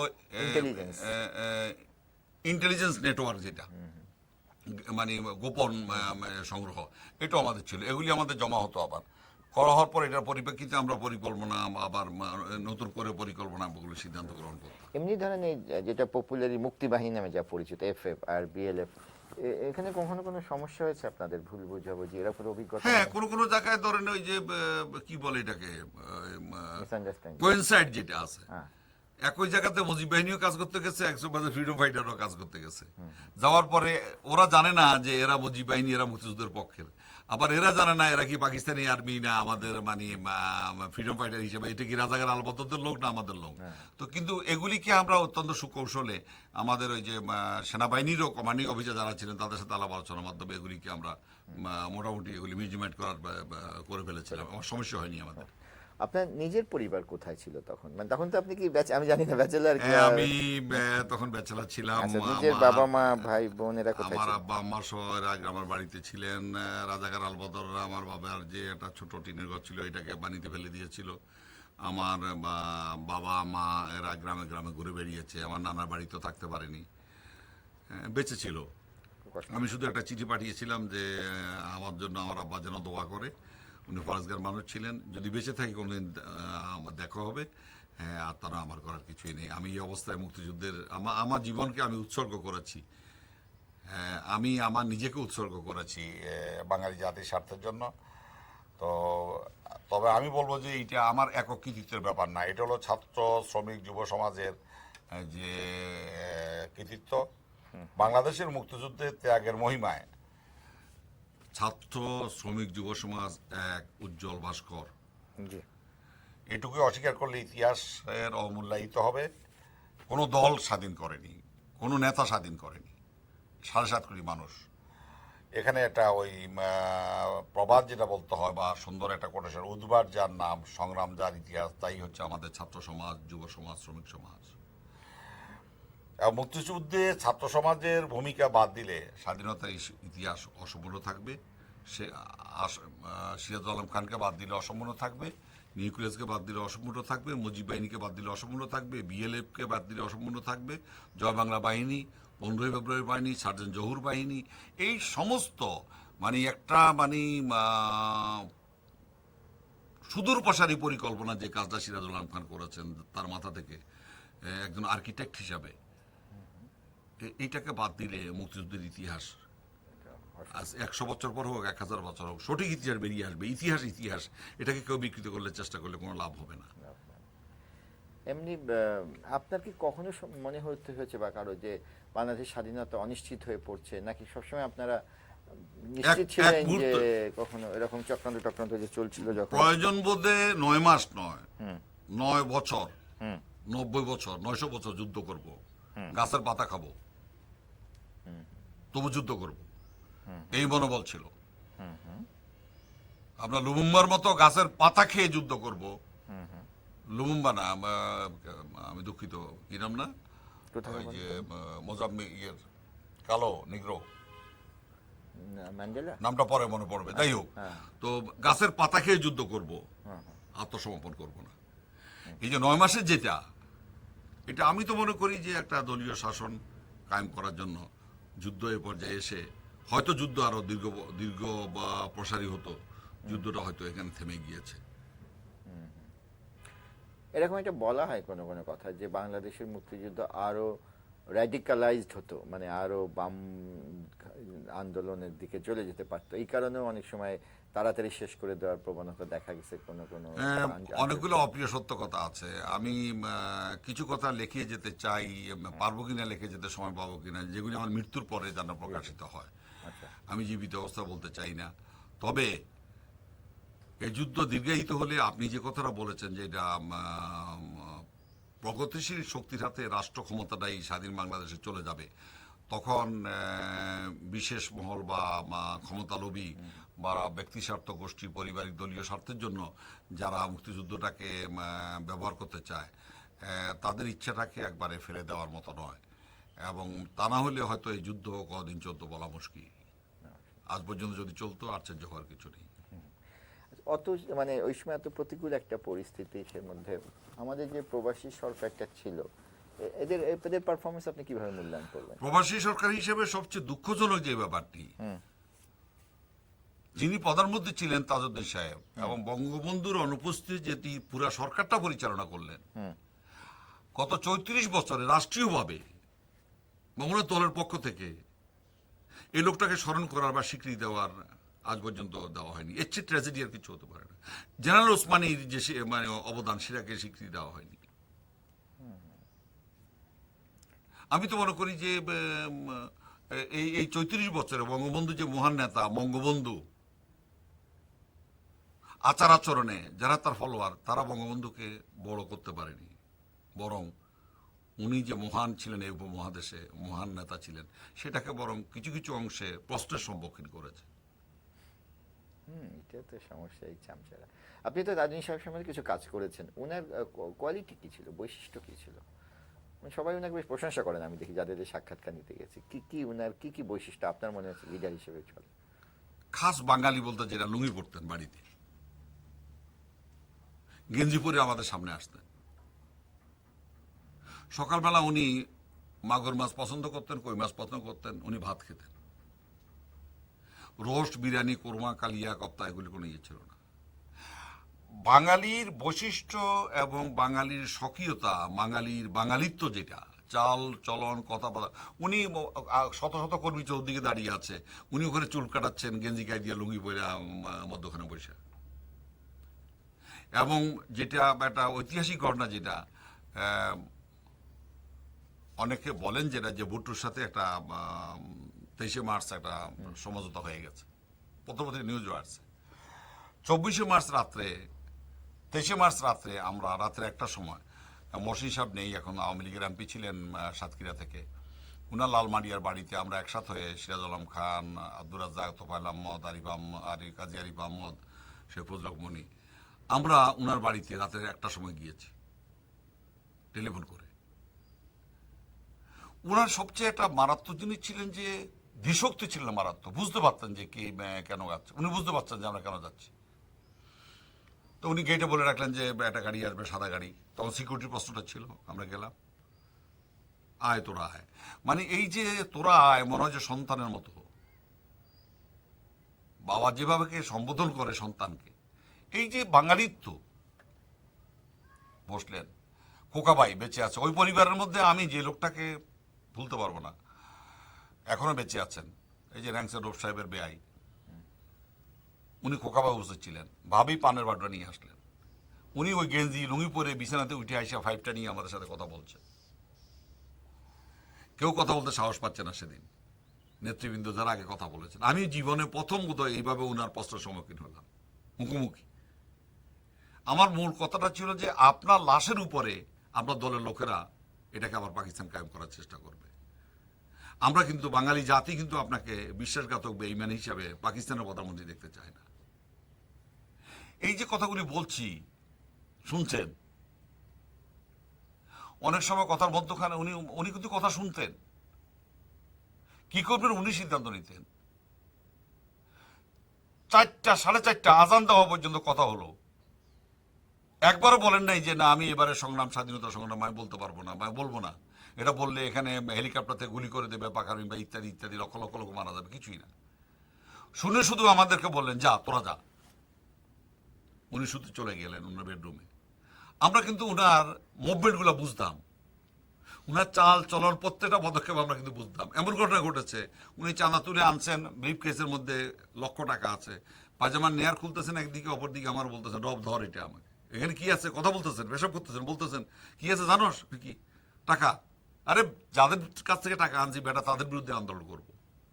এই যে মানে একটা মানুষের মধ্যে যে মানে সহজ স্বকীয়তা, সরলতা এবং দেশপ্রেম এবং দেশের মানুষের প্রতি দরদ, কর্মীদেরকে গ্রাম থেকে আসছেন, আমরা চুঙ্গা মকবুল বলতাম নোয়াখালীর, দোতলা থেকে বলতেন এই মকবুল তুমি কেন এসেছো আবার। এই লোকটা যক্ষায় মারা গেছে, কেউ তাকে সাহায্য করেনি। মানে আকুতি যেটা, অনুভূতি যেটা, একটা মানুষ কত বাঙালি বাঙালি বাঙালি বাঙালিত্ব, বাঙালির সাহিত্য, সংস্কৃতি, কৃষ্টি, কালচার, আচরণ, চাল চলন, ব্যবহার, এটা আরেকজন লোক ছিল মাওলানা ভাসানী। কিন্তু শেখ মুজিব হলো খাঁটি বাঙালি, অনেক কিছু ওনার কাছ থেকে শিখার ছিল। এবং এই যে লাইলু করাটা, এই যে অসহযোগ আন্দোলনের সময়, এটাও আমি মনে করি নেতৃত্বের বিরাট একটা, জাতীয় নেতার একটা মারাত্মক গুণের ব্যাপার। শেষ পর্যন্ত পরের দিন উনি অনির্ধারিতভাবে রমনা পার্কের পূব পাশে যেটা গণভবন ওইটা গেলেন, ভুট্টো ওখানে ছিল, এখন যা বলে আসলেন যে ছাত্ররা তো এখানে আলাদা স্টেট ব্যাংক চায়, ছাত্ররা তো এখানে আমাদের সেনাবাহিনী, বাঙালি সেনাবাহিনী সব ফেরত চায়, ছাত্ররা তো এখানে বিদেশে আমদানি রপ্তানির অফিস চায়, ছাত্ররা তো 2টা কারেন্সি চায়, একটা কারেন্সি হবে পূর্ব বাংলার জন্য, একটা কারেন্সি পশ্চিম পাকিস্তানের জন্য। এইভাবে যা করলে আর ঐক্য থাকে না, যা করলে পাকিস্তান থাকে না, সব ওনাকে বলে দেওয়া হলো। বুট্টু জাবুদার বলে ফেললেন। এবং উনি বললেন যে ছাত্র যুব সমাজ যেটা পত্রিকা আসছে, এবং অবজারভারের 25শে মার্চ যেটা অবজারভারে ছাপা হয়েছে ব্যানার হেডিংয়ে, যে 60 পর্যন্ত ছাত্র যুব সমাজের কথা অনুযায়ী মুজিব রিট্রিট করতে বাধ্য হলেন। এই যে আমাদের যখন বলে তোরা যা, আমার যা করবো, আমরা বুঝে ফেললাম তখন। এবং আমি ওই গণভবনে যাওয়ার সময় স্বাধীন বাংলার পতাকাটা ওনার গাড়িতে এক পাশে লাগিয়ে দিলেন, আরেক পাশে একটা কালো পতাকা। উনি একবার বললেন না পতাকা লাগাবে। এবং ওই গণভবনের গেটে যাওয়ার পরে পাক আর্মি যখন, সিকিউরিটি যখন বললো যে ইয়ে কেয়া, মানে তার উর্দু ভাষায় ইয়ে কেয়া চিজ হয়, এ কালো পতাকা আর এটা কি জিনিস, পাকিস্তানি পতাকা কোথায়, উনি বললেন যে আমি এটা বলছে তাহলে এটা যেতে দেওয়া হবে না। উনি বলছে তাহলে আমি যাবো না।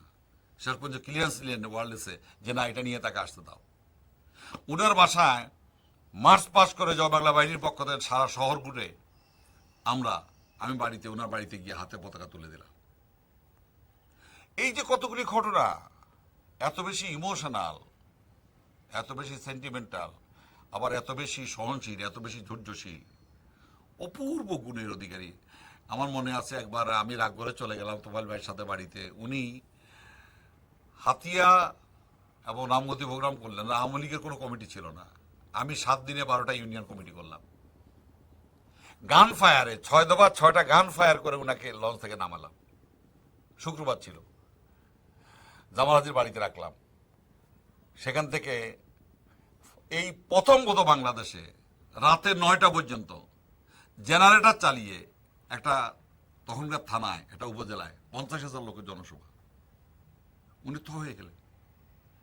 এবং আসার সময় একটা উইলি জিপ, কোনো গাড়ি ছিল না, একজন কন্ট্রাক্টর মনোহর আলী কন্ট্রাক্টর গাড়ি ছিলেন। আমি যখন ওনাকে বিদায় দেবো উনি আমাকে বলে, কোথায় যাও তুমি, গাড়িতে উঠো। মানে সামনে ড্রাইভিং সিটের পাশে আমাকে পাশে বসাবেন উনার, আমি যাতে কোনো রকম কোথাও থেকে সরে না যেতে পারি। আমার আব্বা বললেন যে ও তো জামা কাপড় সব বাইরে, ওর মাকে বলে আসে না। বলে যে ওর মাকে বলে দিয়েন যে আমি ওকে নিয়ে গেছি। পথে আসার সময় দাউদকান্দি ফেরি ছিল, ফেরিঘাটে খন্দকার মোস্তাকার উনি দুইজনই ন্যাচারাল কলে সাড়া দিতে গেলেন। আসার সময় আমার সোনার বাংলা তোমায় আমি ভালোবাসি বঙ্গবন্ধু গানটা গাইতেছে। আমি উনাকে বললাম, আপনি যে সোনার বাংলা গাইতেছেন, আপনার দলের অনেকে তো সোনার বাংলা সোনার পাকিস্তানের পক্ষে কাজ করতেছে, কোথায় নাকি? আমি বলছি হ্যাঁ। বল দেখি কারা বলে। আমি 2-1টা নাম বললাম। না না, এত বেশি বিশ্বাস করতেন মানুষকে, মানুষ খারাপ হতে পারে। এই ধরনের মানে চরিত্রের মানুষ আমার জীবনে দ্বিতীয়টি হয়নি। এবং সত্যি দেশ জাতি জনগণ মানুষের জন্য যে ভালোবাসা, বঙ্গবন্ধু দলের ঊর্ধ্বে উঠে গিয়েছিলেন, একটা অশরীরী আত্মার মতো অবস্থা হয়ে গিয়েছিল। কিন্তু আজকে আমরা বঙ্গবন্ধুকে ছোট করতেছি, খাটো করতেছি, দলের লোক বানাচ্ছি, পরিবারের লোক বানাচ্ছি। দুঃখজনক, দুর্ভাগ্যজনক।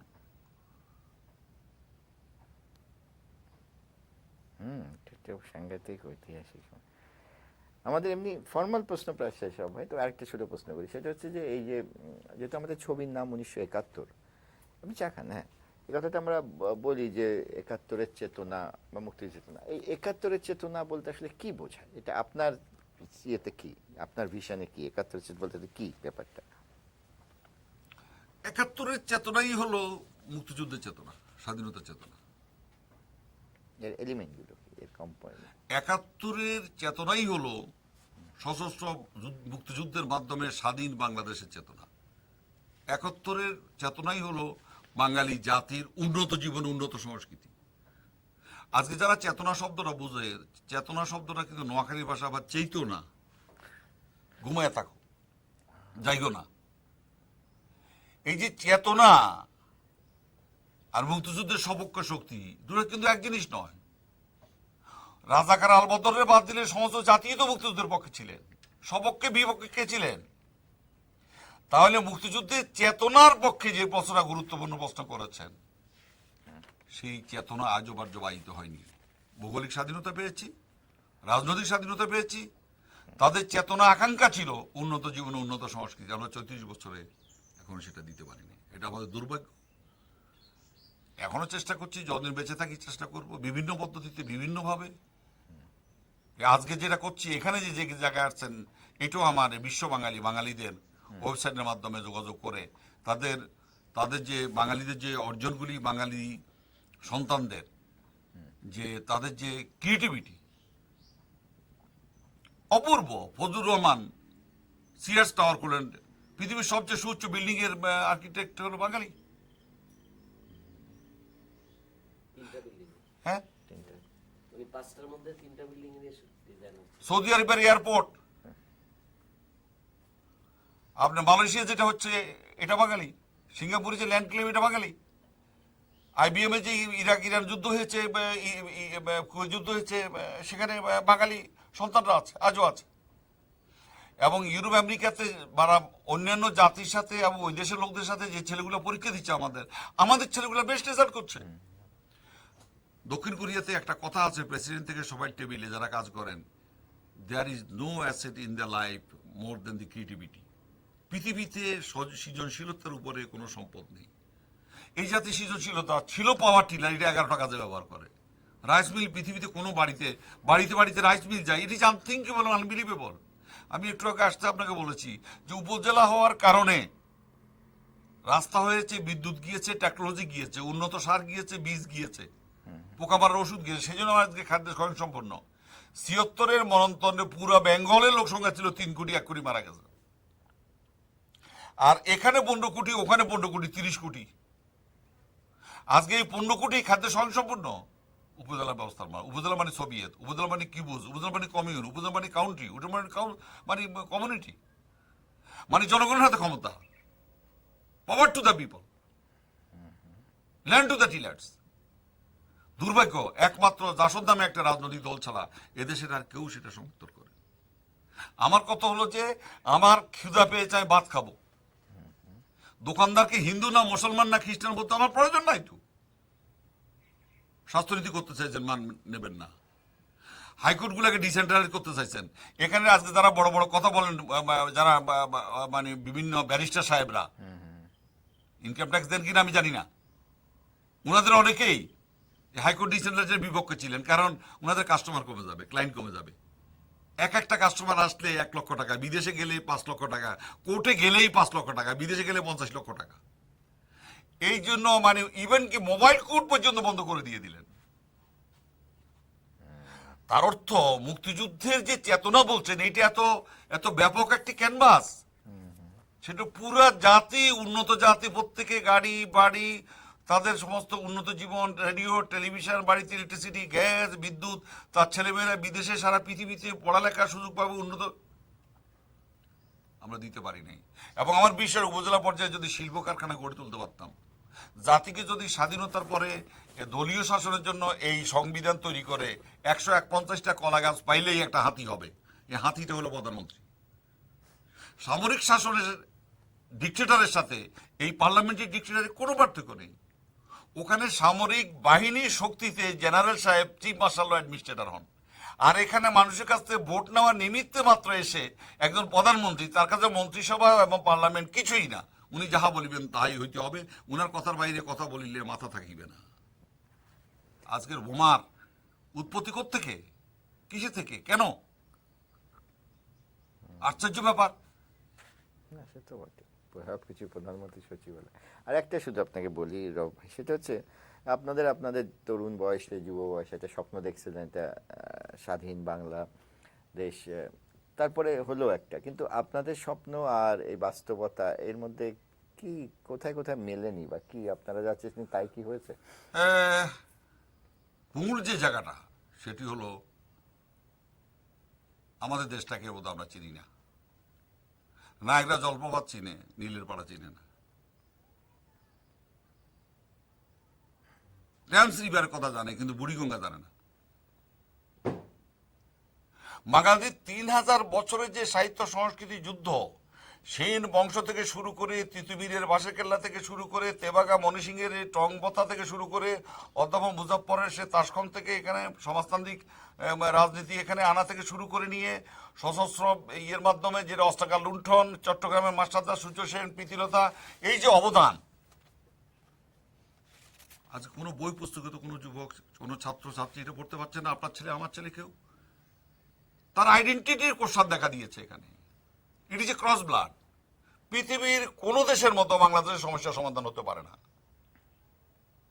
পৃথিবীর কোন দেশের মতো, বাংলাদেশের মতো আরেকটা দেশ পৃথিবীতে কোথাও নেই। হোমোজেনিটি, এটা কোরিয়া, চীন, জাপানের মতো নয়, আমাদের হোমোজেনিটি আলাদা।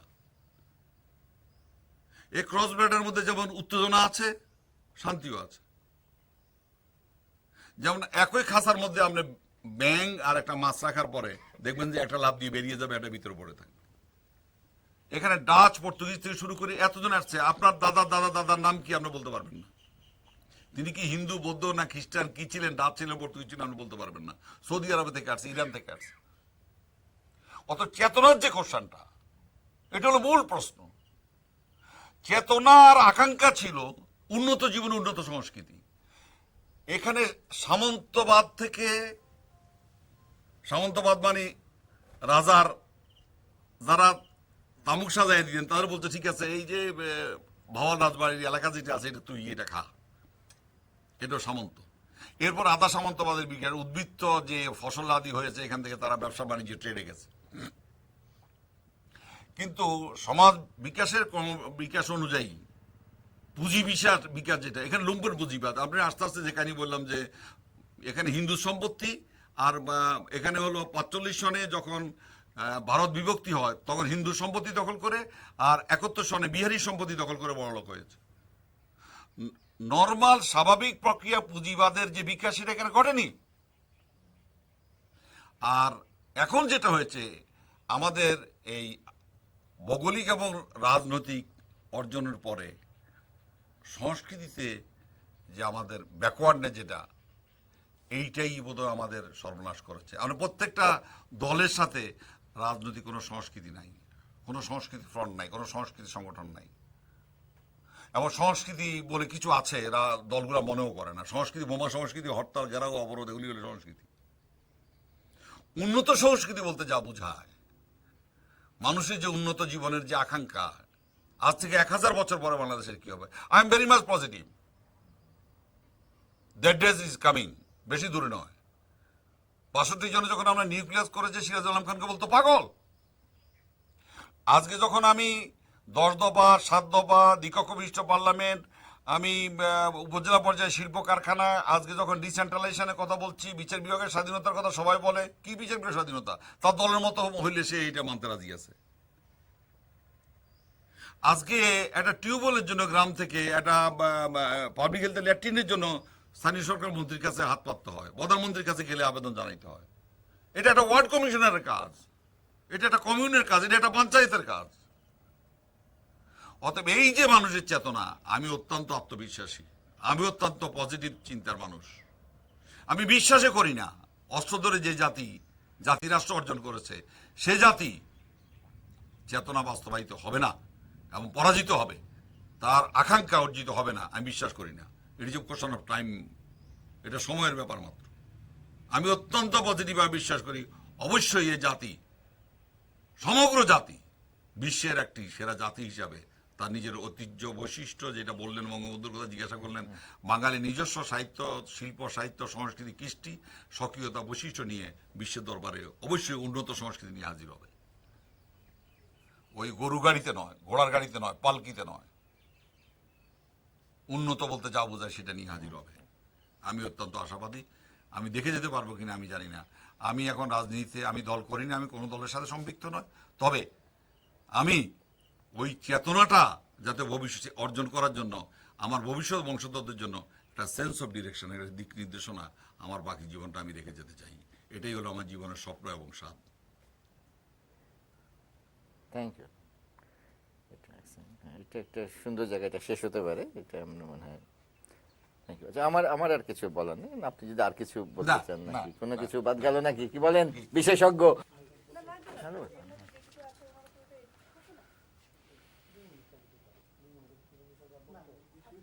উনি পরে যেগুলি জিজ্ঞাসা করেছেন, ফরাজি, ও ফরাজি, কামাল, হ্যাঁ, এবং বেশিও হ্যাঁ, সে তো বটে। সশস্ত্র বিপ্লব করে এসে আবার একটা পার্লামেন্টারি নর্মাল ডেমোক্রেসি আসাও তো একটা দীর্ঘমেয়াদী প্রক্রিয়া, এটাও তো হয় না। এইটা যেটা চলতেছে ট্রানজিশনাল পিরিয়ড, এটা থাকবে না তো। আজকে যখন মানুষ বলতেছে যে আমরা হাসিনার পক্ষ নয়, খালেদার পক্ষ নয়, হরতালের পক্ষ নয়, সরকার উত্তর পর পক্ষ নয়, তার অর্থটা কি? সে আমাদের চেয়ে অনেক বেশি পলিটিক্যালি অ্যাডভান্স চিন্তা করছে না? যে দেশটাতে শান্তি দরকার, সুখ দরকার, আরাম দরকার, আমার মা বাবা পরিবারের জন্য একটু বাঁচার মতো বাঁচতে চাই, এই আকাঙ্ক্ষাটা নিয়ে মুক্তিযুদ্ধ, সেটা আমি চাই। আমি যদি নষ্ট করি সম্পদ, পাকিস্তানের ঘরে আগুন লাগাইছি, আমার ঘরে আগুন লাগাইছি, সেটা পাকিস্তানি ঘর। ব্রিটিশ আমলে স্টেশন উড়াই দিচ্ছে পাকিস্তানি, ব্রিটিশ স্টেশন। এখন তো প্রত্যেকটি ধূলিকণা আমার। আমি যদি একটা ধূলি কণা ইট নষ্ট করি, আমার সম্পদ, জাতির সম্পদ, বাঙালি জাতির সম্পদ নষ্ট করছি। মানুষের মধ্যে এই উপলব্ধি মারাত্মক। মানুষ ধ্বংস চায় না, সে তো বটে। মানুষ ধ্বংসের বিপক্ষে। কে আওয়ামী লীগ, কে বিএনপি, কে রব সাহেব, মানুষ ধ্বংসের বিপক্ষে, সৃষ্টির পক্ষে, চেতনার পক্ষে। অতএব আমার বিশ্বাস ওনারা অনেকে হয়তো দেখবেন।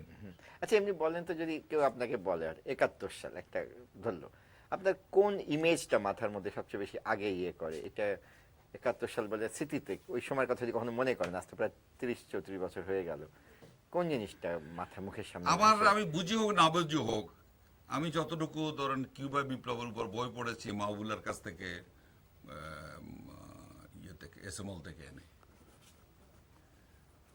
আপনার কিছু কিছু এই ধরনের বই পশ্চিম বাংলা থেকে পাওয়া যেত। আমাদের এখানে তো এই ধরনের ইতিহাস বা এর উপরে বই পাওয়া যেত না। চট্টগ্রাম অষ্টগ্রাম লুণ্ঠন আমি পড়েছি 1958 সালে। আচ্ছা আচ্ছা। আমার শিক্ষক আমাকে প্রথম লাইব্রেরি মেম্বার করে আমাকে প্রথম পড়তে দিয়েছে চট্টগ্রাম অষ্টগ্রাম লুণ্ঠন, এবং ওনার মাথার খুলি উড়ে গিয়েছিল ব্রিটিশ বাটনে, ব্রিটিশ আর্মির কুমিল্লা স্টেশনে। এই যে রাঙ্গাদা যে শব্দটা লেখে, তিনি ছিলেন আমার জিওগ্রাফি টিচার, সায়েন্সের টিচার। ওনার নাম হলো সলিশ মজুমদার, বেঁচে আছেন এখন ভারতে। বাংলাদেশে আমরা ওনার জন্য কিছুই করিনি। আমার শিক্ষক উনি আমাকে মেম্বার করেন, এবং উনি ওই যে বানরের মগজ পরে মাথায় দিয়ে ওনাকে বাঁচিয়ে রাখা হয়েছিল, ব্রিটিশ গভর্নমেন্ট চিকিৎসা করেছিল। এবং উনি যখন আর্কিমিডিসের সূত্র পড়াচ্ছেন, দেখা যাচ্ছে এখান থেকে উনি আবার মধ্য আকর্ষণ শক্তিতে চলে যাচ্ছে। ও আচ্ছা আচ্ছা, ইয়েটা ওই যে বানর যে অস্থির। তো এই যে মানে এই জাতির এত সন্তান জন্ম দিয়েছে, ক্ষুদিরাম, তিতুমির, আপনার অতীশ দীপঙ্কর 100 বছর আগে। মানে এই জাতির কতই মানে ইতিহাস ঐতিহ্যের স্বীকৃতি রয়েছে। আমার 71 সনে একটা কথাই মনে আসে, বুঝে হোক না বুঝে হোক, আমি স্বপ্ন দেখতাম যে বাঙালি হলো পৃথিবীর সর্বশ্রেষ্ঠ জাতি। এখন আজকে আমার কাছে মনে হচ্ছে বাঙালি পৃথিবীর সর্বশ্রেষ্ঠ জাতি।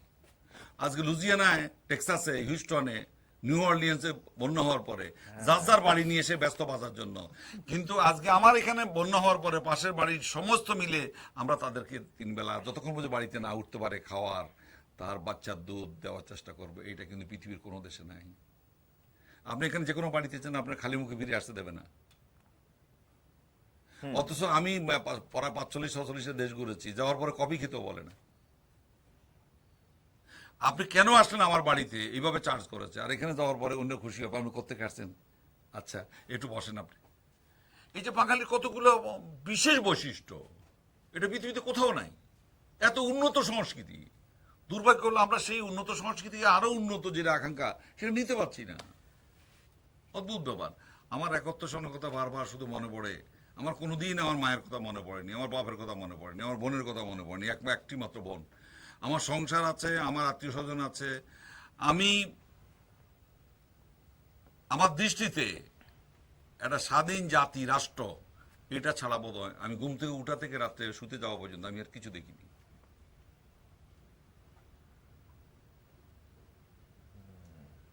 কোনো সময় চিন্তা করিনি টাকা পকেটে আছে কি নাই, জামা আছে কি নাই, প্যান্ট আছে কি নাই, কাপড় আছে কি নাই, কোনোদিন চিন্তা করিনি। 7 দিন না খেয়েছিলাম। বঙ্গবন্ধু যখন জেলখানায় আগরতলা মামলায় 7 দিন শুধু পানি খেয়ে ইকবাল হলের শুয়েছিলাম। 7 দিন পরে উঠতে পারছি না বিছানা থেকে। ওই রুমের যে থাকতো, যার নাম বরাদ্দ, আবু বকর নাম, বজরাবাড়ি, নোয়াখালী, ও টের পাইনি আগে। 7 দিনের দিন উপলব্ধি করলো, বলে যে আপনাকে দুর্বল লাগছে, এত কাহিল, আপনি শুয়ে আছেন, চলেন আমার সাথে বেড়াতে। আমি বললাম না, বেড়াতে যাবো না। আপনি খেয়েছেন? চুপ করে আছি। বললাম আপনি খান নাই, চলেন। আমার হাত ধরে রিক্সাতে উঠে নিয়ে আমাকে এই যে বেবি আইসক্রিম, ইপিআর রিক্রুট হতো যে এই যে আজিমপুরে, ওখানে নিয়ে একটা হোটেলে, ও রেগুলার মান্থলি খেত, আমাকে সেখানে ভাত মুখে দেওয়ার পরে, পানি দেওয়ার পরে আমার ভাত বন্ধ হয়ে গেছে গলায়। আমি কারণ 7 দিন পরে আমি ভাত খেতে গেছি। আমরা খবর কাগজে 6 দফা একটা শব্দ দেখার জন্য উদ্গ্রীব হয়ে অপেক্ষা করে থাকতাম। আজকে যা অবস্থা, আজকে যে রাজনীতির কথা বলছি, যে পরিবর্তে এই দেশ জাতি জনগণকে মানে উন্নত শিখরে নিয়ে নিতে হলে এই পুরাতন প্রথা পদ্ধতি 40 দশকের বস্তা ভরা জিনিস দিয়ে হবে না। জনগণকে রাষ্ট্র ক্ষমতার, জনগণকে ঐক্যবদ্ধ করতে হবে, জনগণের সম্পদকে কাজে লাগাতে হবে, জনগণের কাছে সম্পদ সৃষ্টির জন্য তাকে ট্রান্সমিট করতে হবে, দিক নির্দেশনা দিতে হবে, তার কাছে টেকনোলজি পৌঁছিয়ে দিতে হবে। আপনি ভাবতে পারেন যে বঙ্গবন্ধু জেলে যাওয়ার পর 69 সনে ইকবাল হলে হাতে হাতে ঘুরে ঘুরে 4 আনা পয়সা জোগাড় করে, 10 পয়সা হলো পুরোনা পল্টন পর্যন্ত বাস ভাড়া। আমি অফিস সেক্রেটারি ছিলাম, সমস্ত পত্রিকাতে দিয়ে, তারপরে হেঁটে, সংবাদে কিন্তু বাস যেত না, সংবাদে দিয়ে এসে আবার বাসে উঠে তারপরে আজাদ পত্রিকায় দিয়ে আবার হেঁটে ইকবাল হলে আসতাম। 4 আনা পয়সা জোগাড় করা, ইকবাল হলে খুঁজে খুঁজে সবার কাছে 4 আনা পয়সা জোগাড় করতে হতো। 8 আনা পাইলে সেদিন মহা খুশি ছিলাম। এমন দিন গেছে, আওয়ামী লীগ অফিসে পর্দা ছিঁড়ে গেছে, বাতি লাইন কেটে দিয়েছে, পানির লাইন কেটে দিয়েছে। আমেনা বেগম, আজকে আওয়ামী লীগ কেউ স্বীকার করে না, আমেনা বেগম 6 দফা নিয়ে 6 মাইল হেঁটে এ মহিলা শাড়ি পরে বক্তৃতা করেছে। কই, তার কথা তো আমরা আলোচনা করি না। পর্দা ছিঁড়ে গেছে, প্রত্যেকের পকেট থেকে টাকা নিয়ে 2 টাকার মুড়ি আর 1 টাকার বড়া এনে ভেঙে মেখে সবাই মিলে খাওয়া হয়েছে। সিরাজুল আলম খান রেগুলার আওয়ামী লীগ অফিসে যেতেন। এই যে ধরে রাখার ইয়েটা ছিল তার। অতএব এসব ব্যক্তিগত জীবনের কথা মানুষ না শুনে ভালো। আমাদের দেশের জনগণ এত বেশি ক্রিয়েটিভ এবং এত বেশি পরিশ্রমী, ধীশক্তির অধিকারী, তার মধ্যে যে হোমোজেনিটি অকল্পনীয়। এই জাতিকে পৃথিবীর কারো পক্ষে দমিয়ে রাখা সম্ভব নয়, এই জাতিকে দখল করে নেওয়া সম্ভব নয়, এই জাতিকে হত্যা করা কারো পক্ষে সম্ভব নয়। অকল্পনীয় এত মারাত্মক মানে সম্পদ এই জাতির, সেটা হলো পপুলেশন। এটাকে স্কিল লেবারে করা সম্পদ। মাটির নিচে পুরা দেশটার তলে নিচে কয়লা আছে, তেল আছে, গ্যাস আছে। আজকে আমাদের প্রতি যে অনেক বেশি কারো কারো দরদ আর আক্রোশ, এই দুইটারই কারণ হলো যে আমাদের প্রচুর সম্পদ আছে, মানব সম্পদ এবং আমাদের ন্যাচারাল রিসোর্স আছে। আমরা ফ্লোট করতে পারিনি, আমরা জানি না। এই যে এটা এমনি ইনফর্মাল, এটা খুব বলতে হবে আপনার তা না, কিন্তু এই আপনাদের এই 4টে নাম খুব একসাথে আসে, এই 4 খলিফা বলা হয়, জানি এটা কেমন, এটা এই আপনার ওই সহকর্মীদের সঙ্গে আপনার সাধারণ মূল্যায়ন কেমন? এরা সবাই কেমন ছিলেন বন্ধু হিসেবে, সহকর্মী হিসেবে, কাকে কেমন মানে? বন্ধু হিসাবে আমাদের মধ্যে আমার বন্ধু মাখন নেই। বন্ধু বললে 4 জনের মধ্যে হাসি ঠাট্টা গল্প গুজব। আজ ওর ছোট ভাইটার ছিল, ছোট ভাইটার একটা ছেলে গুলিবিদ্ধ হয়ে ঢাকা কলেজের সামনে মারা গিয়েছে, ওদের বাসায় আমি পালিয়েছিলাম। সাজু, ওর মার ঘরের মধ্যে 2টা ছবি ছিল পাশাপাশি, আসম আব্দুল কুদ্দুস মাখন। উনি বলতেন এই দুটাই আমার ছেলে। মৃত্যুর মুখ পর্যন্ত উনি বলতেন এই দুটাই আমার ছেলে। একবার আমাকে পুলিশ অ্যারেস্ট করেছে, মাখনকে অ্যারেস্ট করেছে। তো মাখনকে অ্যারেস্ট করে নেওয়ার পর মাখন বলতেছে আমাকে কেন অ্যারেস্ট করছো? বলে সালা তুমি রব হয়, তুমি মাখন বলতে হয় সালা। মানে আমাদের দুজনের চেহারার মধ্যে নাকি একটা মিল ছিল, মস্টস মিলিয়ে আমাকে মাখন মনে করতো, মাখনকে আমার মনে করতো। আর আগরতলায় আমরা একই ঘরে থাকতাম। আমার আজও মনে পড়ে, আমার কান্না আসে চিন্তা করলে। রাত্রে শোয়ার সময় মাখন তার ব্যক্তিগত জীবনে, পারিবারিক জীবনে লাভ অ্যাফেকশন মিলিয়ে রবীন্দ্রসঙ্গীত গাইতেন, খুব পছন্দ করতেন। যেমন গাইতেন,